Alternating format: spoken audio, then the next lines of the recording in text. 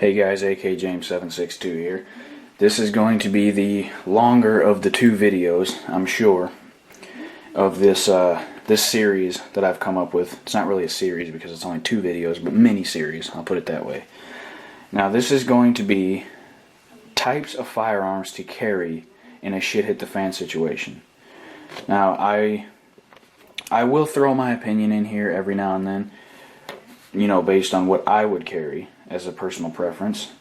But I'm going to talk about the three groups of firearms. I'm going to talk about handguns, shotguns, and rifles. And I'm going to talk about the different types and the pros and cons and the calibers, which are the best, in my opinion, to use during a shit-hit-the-fan situation. No, I said the calibers, in my opinion. I cannot stress this enough. This is my opinion. I know many people out there are going to differ, and that's okay. Go ahead and comment. Let me know what you would prefer. Let me know what you would prefer. If you want to do a video response, go ahead. I'll approve it. I mean, go right ahead. Obviously, first I'm going to talk about handguns. Now I got the two types of handguns I'm going to talk about are pistols and revolvers. And when I say pistol, I mean a semi-automatic pistol, and then revolver. I'm going to talk about the pros and the cons with handguns in relation to shotguns and rifles. I'm going to talk about the pros, you know, the things that they have an advantage over shotguns and rifles, and then the cons, the things that rifles and shotguns have an advantage over pistols. Okay, I've only, I mean, this is just in a nutshell. I didn't list everything out, you know, every little A, B, and C answer. I just summarized it. Okay, some pros that I have are handguns are concealable, easily concealable. They're lightweight, easy accessible, and compact. You know, those are advantages that they have over shotguns and rifles. Some cons I have is that it's a smaller cartridge than a rifle or a shotgun, so that's less power and less accurate range. Now when I say accurate range, I mean I'm not going to say range, because when you shoot, and no matter what the bullet is, there's no telling how far that bullet's going to go. There's no telling. So I'm going to say accurate range. Can you shoot a pistol at 100 yards and hit a bullseye like you can with a rifle? Maybe not. Maybe not. And in a hand-to-hand situation, if you try to pull a handgun out, this is another con. If you try to pull a handgun out and the person is well trained and they're trying to take you down, you can easily lose possession of your handgun and have it turned against you. That's another con. I mean, that could happen with shotguns and rifles, but due to the length, it's a less of a possibility. Okay, I'm going to talk about pistols. First, I'm going to talk about pistols. Now, I'm going to talk about the pros and the cons. Now, this is not semi-automatic pistols versus shotguns and rifles. This is in the category of handguns. This would be semi-automatic pistols versus revolvers. Things that the semi-automatic pistol has that revolvers don't, or things that revolvers have that the semi-automatic pistol doesn't. Okay? The main thing, you know, the main difference is this right here. Magazine capacity. This Caracal that I have holds 15 rounds. This Charter Arms Bulldog holds 5. I can hold 10 more rounds in that 9mm that I can in the 44 Special. That's just, you know, that's a given advantage. Every semi-automatic pistol has that advantage over any revolver. With semi-automatic pistols, you have a better chance to run across ammunition. You know, this, I'm not saying that I want this to happen or anything like that, but given the event, if someone tries to attack you and you fend them off, and they happen to have some ammunition on them, there's a better chance that it's going to be some pistol ammunition rather than some revolver ammunition. And some of the semi-automatic pistols, you know, the polymer frame ones, are lighter than revolvers. It's just, you know, that's just a characteristic of the gun. Revolvers are generally heavier because it's a solid, you know, it's a solid piece of metal. There's not really any polymer on it, unless you buy one of those polymer frame revolvers. I think they're made by Taurus. Is it Taurus? Anyway, Polymer frame pistol, you know, having the polymer frame could be good and it could be bad. You know, it's good because it's a lightweight design, but it's bad because it could be damaged easier than if it were all metal, like a revolver or like a 1911 or something like that, you know. And reload time, that's another pro, because it takes less time, to hit the magazine release, pop another magazine in there, than it does to open the cylinder, eject the rounds, you know, get the next load in there, close up the cylinder. It's just part of the design of a semi-automatic pistol. It's just reload time is much faster. Now let's talk about the cons. Cons of a semi-automatic pistol. Number one is it's more prone to jamming. Actually, since revolvers do not jam, it is very much prone. The semi-automatic pistols are very much prone to jamming. Depending on the model. You know, like different manufacturers make their pistols to different tolerances, etc. So maybe some models might not be as prone to jamming as others. But you know, you've always got that risk of failure. It is a machine. It is going to fail at some point. Quick cleaning could take longer with a semi-automatic pistol than with a revolver. I'll demonstrate. Yes, I know it was loaded because I keep it as a home defense. Quick cleaning with a revolver. You know, you spend all your rounds, pop it out. You want to clean it real quick. All you do is you take your bore brush or what have you, go through each one of the cylinders, come around here, go through the end of the barrel, you're done. That's a quick cleaning. That's a rough, you know, you need to clean your gun, you're out in wherever with your gun, it's a shit hit the fan situation, that's all you need to do. And then with the Caracal or a Glock, Smith & Wesson, Ruger, what have you, you got to break it down. You got to take the slide off, you got to take the barrel out, all that stuff. You know, you guys know the process. It's just a more tedious process, I'll put it that way. It's not hard. It's not hard at all. It's not difficult. It's just more tedious process. It's not like, you know, it's not like just a rough run through real quick. And the last thing I have on there as a con for a semi-automatic pistol is it is noisier to charge a round. I'll demonstrate that. You hear this? And compare that with this. It's just, like I said, it's part of the design. I know I've said that a bunch of times, but it's true. It's just part of the design. That's how they were made. That's how, you know, that's how it's going to go. It's just, if you are in a situation where you need to be stealthy, it would be more beneficial to have a revolver at that point so you can just gently cock that hammer back. It's still going to make noise, it's just not going to be as obvious. Now the calibers of a semi-automatic pistol in a shit hit the fan situation, my preferred caliber is 9mm, but they're, you know, 40 Smith & Wesson and 45 ACP. Those are the three, 9, 40, and 45. Those are the three main ones. I wouldn't differ from anything else if you're talking about stockpiling for a shit hit the fan, or if you're talking about, you know, what is your go-to sidearm. I would choose a firearm from one of those three calibers because those are the three most popular handgun calibers in the country. The 9mm being the most affordable. You can get a box of Winchester or Federal, just 100 round bulk box of the Target stuff, the full metal jackets, for like 20 or 25 bucks. 100 round box. Okay, let's talk about revolvers. A revolver is the most reliable handgun platform. It is simple. There's a low number of moving parts, and it will never jam.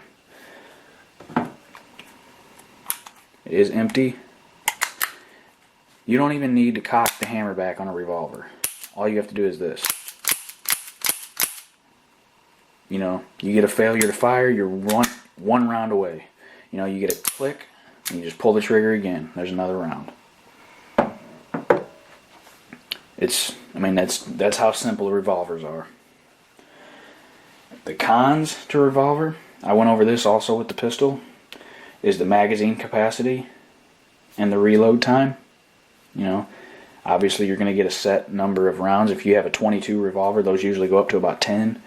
But this one right here, like I said, was 5. And they have 6-shot revolvers, obviously. But it's just doesn't compare to what you can get with a semi-automatic pistol, 15 rounds in a magazine. Or if you get one of those big Glock sticks, you get up to, 33 rounds of 9mm. And then you are less likely to run across ammo for a revolver than you are for a semi-automatic pistol. Because I don't know, personally, I've never heard of any semi-automatic pistols being chambered for 44 special. I may be wrong. Maybe, I haven't been in the firearm game for as long as some of the other guys have, some of my subs and whatnot. I've never seen a 44 special semi-automatic pistol. Look at the Desert Eagle. They do make Desert Eagles in 357 and 44 Magnum. But the main calibers for revolvers are like 38 special, 357, 44 special, 44 Magnum, 454 Casull, etc., so on and so forth. Now, if that is your preferred handgun platform is a revolver, I would suggest either a 38 special or a 357 Magnum because those are very popular. 44 Magnum and 44 special are a little pricey, so it might be less beneficial to stock up on that ammo. But that's just my preference. Okay, give me a minute. I'm going to get this stuff cleared off, and I'm going to bring out some shotguns. We're going to talk about some shotguns. Alright, I got a double barrel 12 gauge here. I'm going to go over 3 different types of shotguns.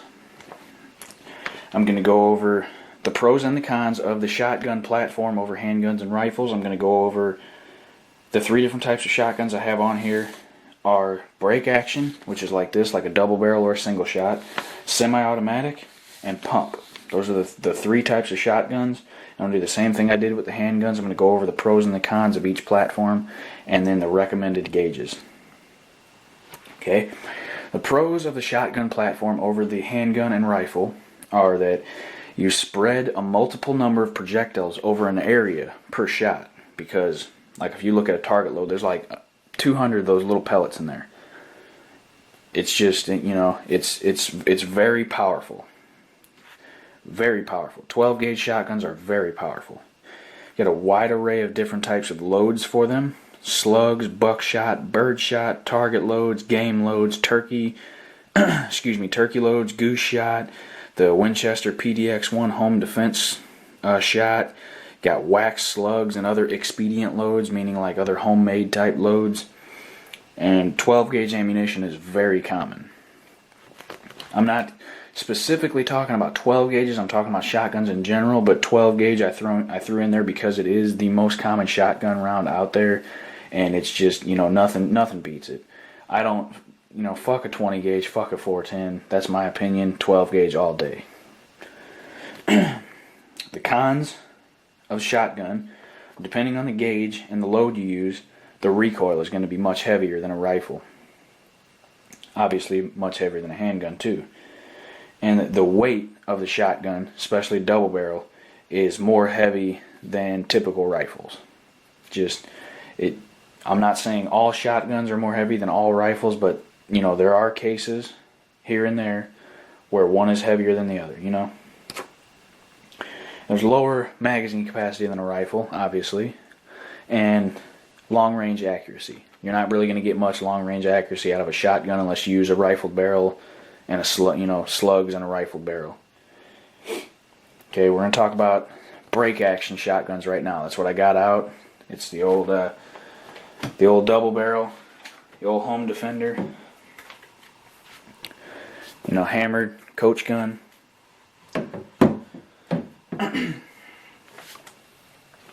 The pros of a break action shotgun over a semi-auto or a pump is it's very, very reliable.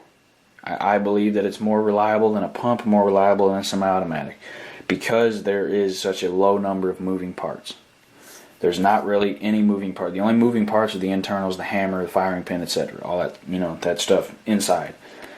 There's no pump. You have to you have to manually operate. There's no charging handle. There's nothing like that. It is, this is how simple it is. This lever right here opens it up. You load your shells in. You close it. You cock the hammers back. You pull the triggers. That's simple. Dead simple.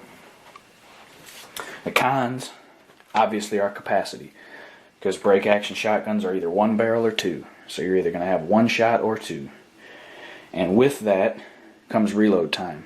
It's going to take much longer to reload than it would be for, well, I won't say much longer, because when it comes to pumps, like mine is an 8-shot, so it would take me longer to load 8 shells in there and get ready to go again than it would be to put 2 in this one and cock the hammers back. So it differs, it differs. Double barrels are heavier. That's another con with break action. Double barrels are heavier because they have 2 barrels. I mean, that's obvious. It's just common sense right there. That's pretty much the gist of break actions. So I'm gonna pull this down, grab another shotgun, bring it out for you guys. Almost forgot. Another good plus to a break action shotgun, especially double barrel. I don't know much about the single barrel break actions, the single shots, but the double barrels break down into 3 pieces. You can fit this in a duffel bag. The length of it right there. You take this right here, this little tab, lever, whatever you want to call it, pull that out. The hand guard comes off, and then you use the lever used to open it. The barrel comes right off, and there's the rest of it. Stock and the receiver and everything. Breaks down into 3 pieces. You can fit that in a duffel bag. Very concealable. Not, concealable in the aspect of it's ready to use concealable, but it's concealable nonetheless. Alright, now I'm going to put this up. I'll bring out another shotgun for you guys. Alright, and what we have here is a Maverick 88. This is a pump shotgun. We'll talk about pumps real quick. Now, this is a 12 gauge. I have 3 shotguns. They're all 12 gauge. That's because I'm a big fan of 12 gauge. I don't really like 20 or 410.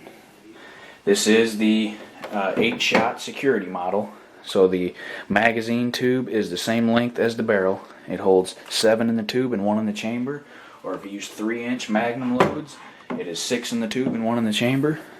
So you got some pretty decent firepower with the pump shotgun. Now, some pros to pump shotguns over semi-autos and break actions. They are manually operated. There are, the parts don't move unless you move them yourself, which makes it pretty reliable. And it's a very rugged, reliable, and trusted platform. Police use them, military use them, people use them for home defense. Skeet shooters, target shooters, what have you. Everybody uses pump shotguns. Everybody I know has shot a pump shotgun. It's a very simple platform. Some cons: the rate of fire is lowered a tad due to the manual cycling of the action. But hey, if you're good enough, you can shoot a damn pump like a semi-auto. I'm not that good, but I've seen it. I've seen guys that pump that damn thing so fast it looks like it's just a semi-automatic. And it's a more limited magazine capacity than a semi-automatic, but not as limited as the break action. So like there's semi-automatics out there like Sega's. You can get those, like 7 round mags, 13 round mags, 15 round mags or something like that, and then 20 round drums and stuff.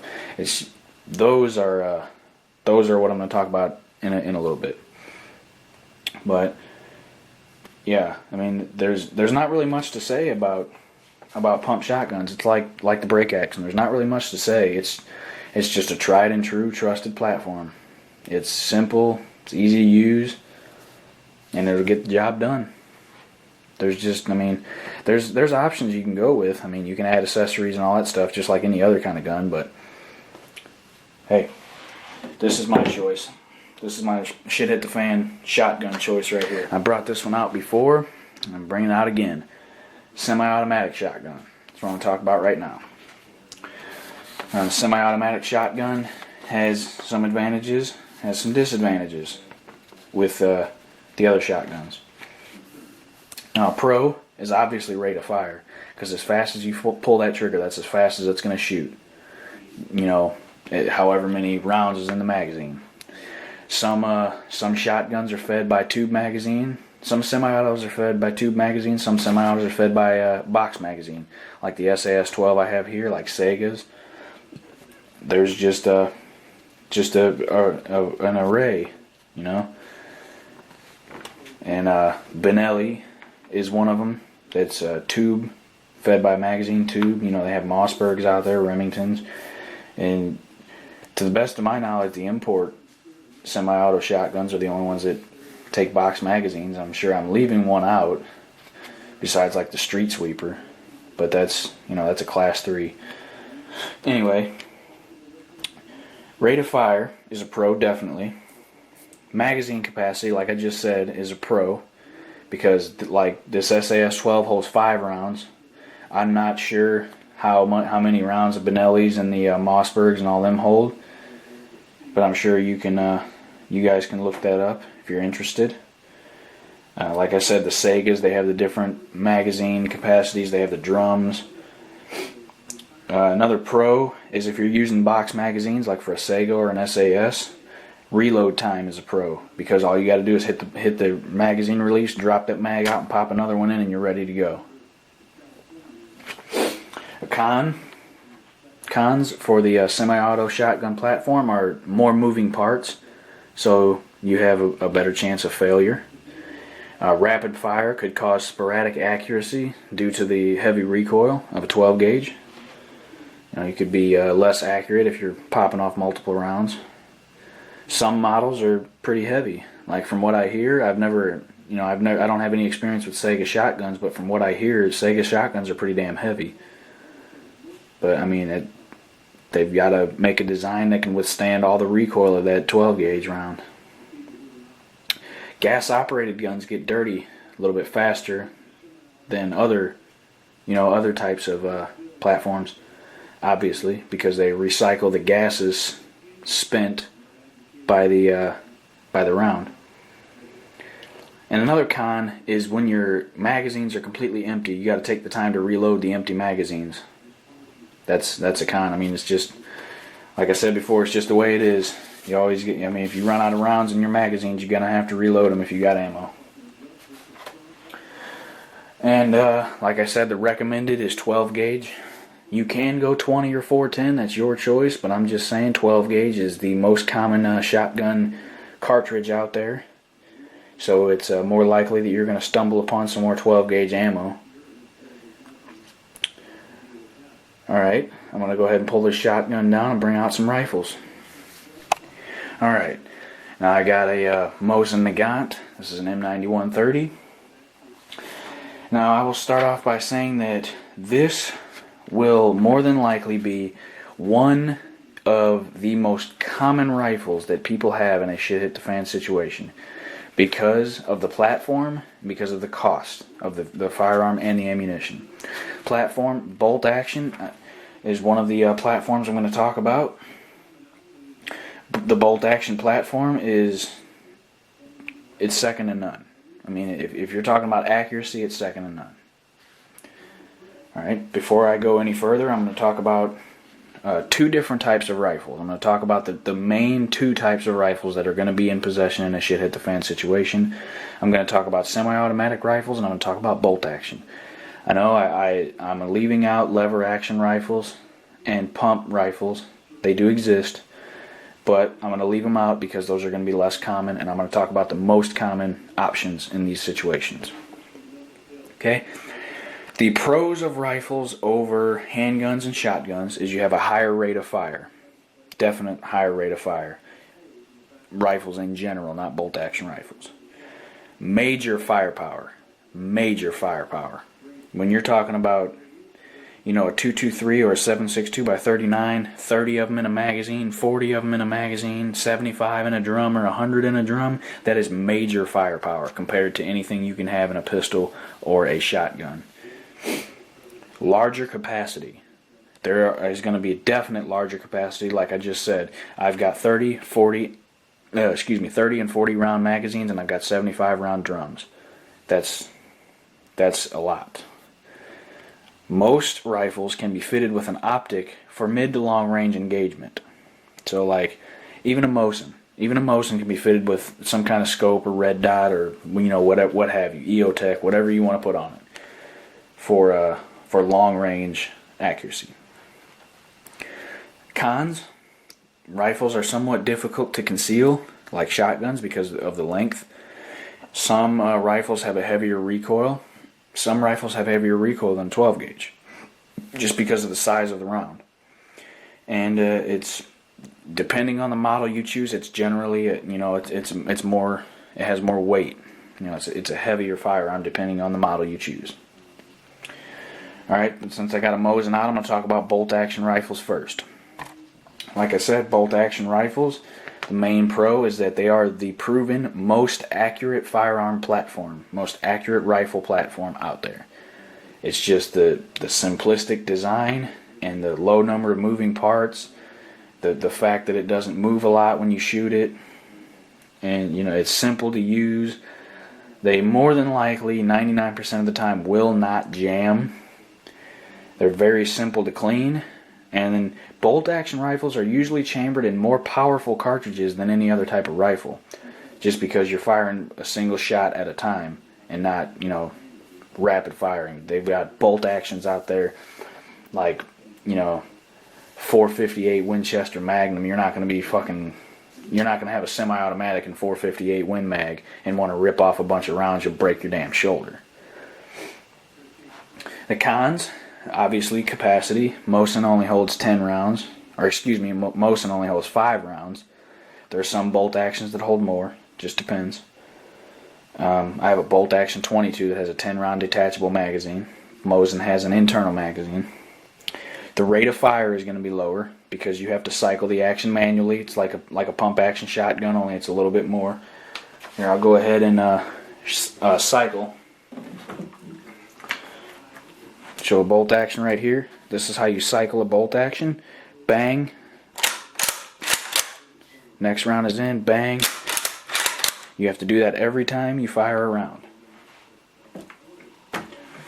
That is what will lower your rate of fire from being able to, fire multiple rounds.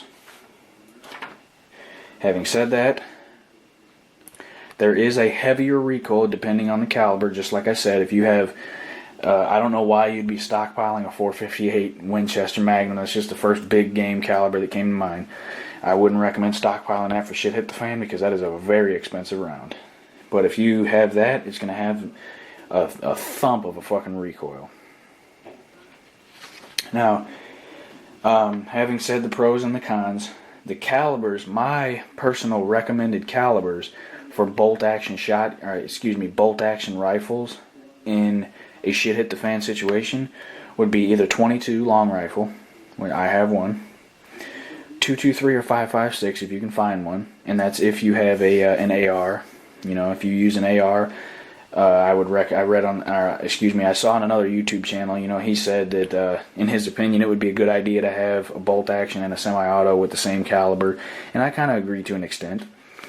If you had a 223 5.56 AR-15 and you had the same in a bolt action rifle, it'd be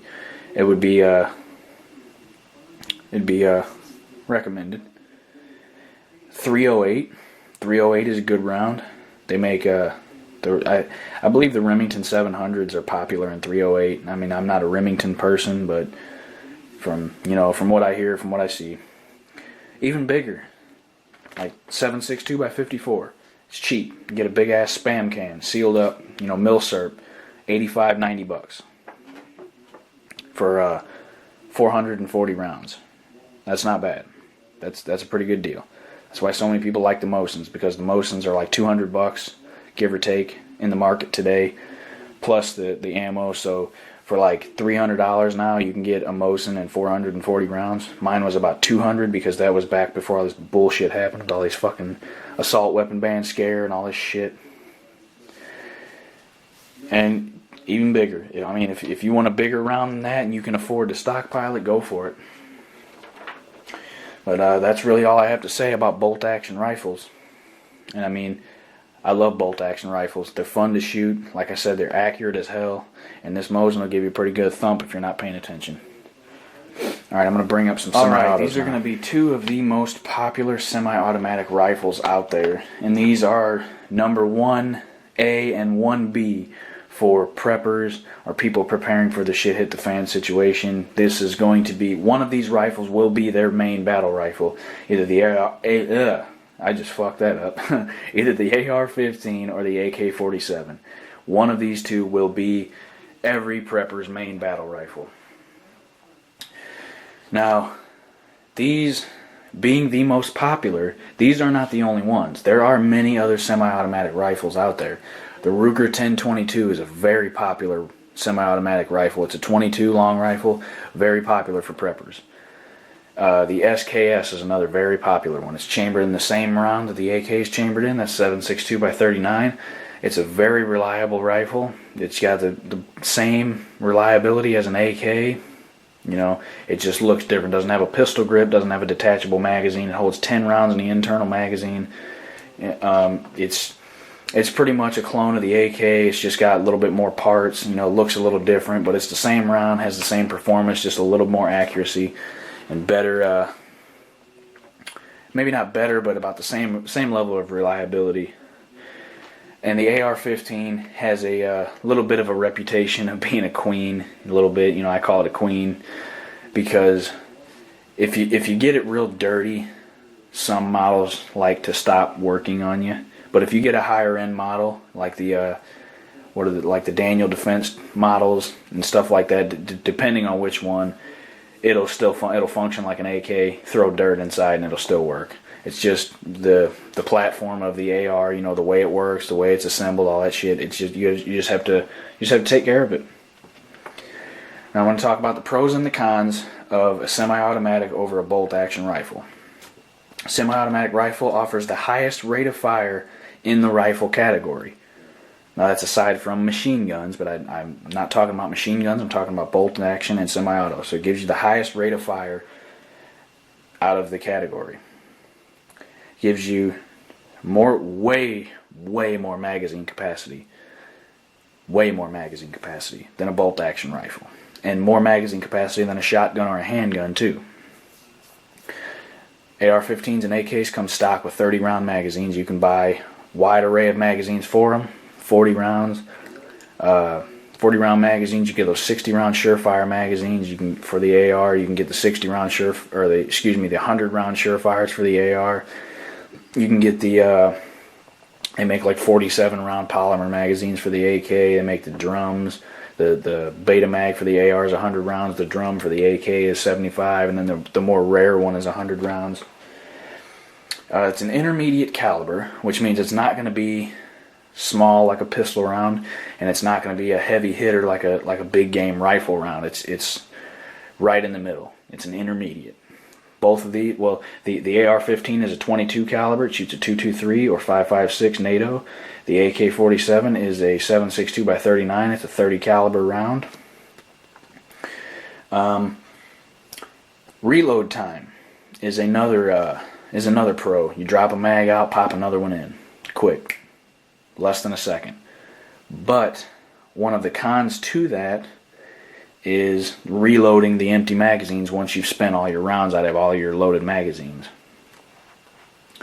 Another con is depending on the model you choose, you have possible jamming issues. AKs, to the best of my knowledge, don't jam unless it's a magazine problem. That's the only time I've ever had my AK jam, is when it was a magazine problem and I threw those pieces of plastic shit away. Anyway, some AR-15s could possibly be finicky about the ammo you put in it. If it's an undercharged .223 or what have you, it may not cycle properly. You're going to want to figure that out before the end of the world comes. You don't want to have a bunch of weight on you in ammo that doesn't work in your gun. So you just got a big ass paperweight weighing you down. Having said that, the weight of the rifle and the magazines could be weighty and cumbersome. You know, you got a bunch of loaded magazines on you, rifle loaded. You know, it could cause a problem with you. You never know. I mean, after a while it's going to get heavy. You got to know that you can carry that. And like I said, reloading the empty magazines. Now the calibers I would recommend in a semi-automatic rifle. Number one, 22 long rifle. 22 long rifle, that's, 550 rounds for 20 bucks. Can't beat it. You gotta have some kind of 22. And obviously 223, 556 in the AR-15 category, 7.62 by 39 in the AK category. And they also do make a AR-10s, which are, that's what they're called, AR-10s, if you guys don't know that. They are chambered in .308. There are companies that make different versions, different versions of the AR-10. They have their own little name for it, depending on the company. .308 is a great round. It's a big round, and it's expensive. It's an expensive round. Not a lot of people prep with that because of the expense. It's like 20 bucks for 20 rounds or something like that. I don't know the prices of .308 right offhand because I don't buy it. But this video is about to come to a close. I've gone over the 3 types of firearms that I would recommend carrying in a shit hit the fan situation. It is up to you to decide which you prefer, revolver or semi-automatic pistol for the handgun category, because you have to have a sidearm. You have to have a sidearm for when your main battle rifle goes down. And I would recommend having a shotgun with you as well. And it's up to your decision to choose a semi-automatic, a pump, or a break action. And I would strongly recommend you get one chambered in 12 gauge with a 3-inch chamber is my recommendation. And it's up to it's up to you to decide what your main battle rifle will be. Will it be a bolt action? Will it be a semi-automatic? Will it be an AR-15 or an AK? Will you carry 2 rifles? Will you carry one for your main battle rifle and a hunting rifle? That's been thrown out there. I've heard that there's 5 categories in a shit hit the fan for firearms. You should have you should have some kind of 22. You should have a main battle rifle. You should have a sidearm. You should have some kind of shotgun, and you should have a hunting rifle. Those are the 5 shit hit the fan firearm categories that I have heard. And I agree with it. If you can carry them, by all means. Well, I hope you guys have enjoyed my lengthy video. Hope you guys tuned in for the entire video and didn't shut it off halfway through. And I hope you guys learned something. I hope you guys soaked in the information. It took me a little bit to compile this video idea. Spent a lot of time on this. So, like I said, I hope you guys liked it. Like, comment, and subscribe for me. Thanks.